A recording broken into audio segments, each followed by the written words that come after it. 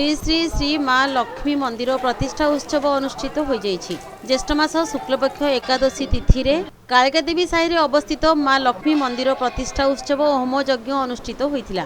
माँ को निकट में सोमवार अंकुरारोपण होइथिबा बेले आज जलयात्रा अग्निस्थापन गर्भधारण अनुष्ठित होइथिला।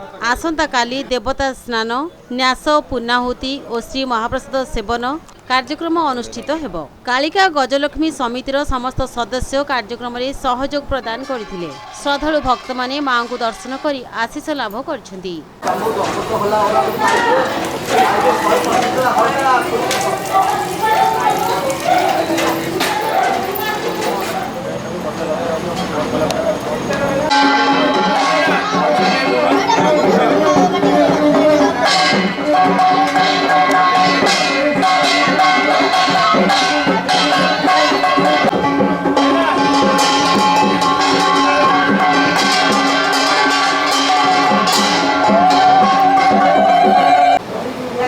रात्रि